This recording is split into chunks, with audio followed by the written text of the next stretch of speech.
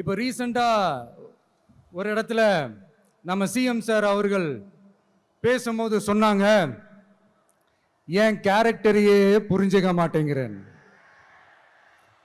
இது cinema dialogue இல்லையா? நான் ஏதாவது பேசினா சினிமா டயலாகா?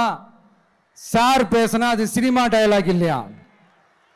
சிலப்பதிகாரத்திலிருந்து எடுத்ததா அந்த லைனு. என் கேரக்டரையே புரிஞ்சிக்க மாட்டேன்றது. உங்களை எப்படிதான் சார் புரிஞ்சுக்கிறது? எந்தெந்த விஷயத்துலலாம் சார் உங்க கேரக்டர் நாங்கள் புரிஞ்சுக்கிறது? அதையும் நீங்களே சொல்லிட்டீங்கன்னா கொஞ்சம் நல்லா இருக்கும் சார். சட்டம் ஒழுங்குல நாடே சந்தி சிரிக்குது அதுலையா? பெண்கள் பாதுகாப்புல நாடே சந்தி சிரிக்குது அதுலையா? பொய் வாக்குறுதிகளா கொடுத்து ஏமாத்தி ஆட்சிக்கு வந்தீங்களே அதுலையா?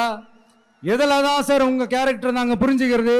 ஆனா ஒண்ணு, தமிழ்நாட்டில் ஆட்சி செய்யற நீங்களும் சரி, ஒன்றியத்தில் ஆட்சி செய்யறவங்களும் சரி, நீங்க ரெண்டு பேரும் முதல்ல என்னோட கேரக்டரை புரிஞ்சுக்கணும் சார். என்னோட கேரக்டர்னு சொன்னது நம்ம மக்களோட கேரக்டரை. 2026 சட்டமன்ற தேர்தலோட அந்த கேரக்டரே கொஞ்சம் வேற மாதிரி சார்.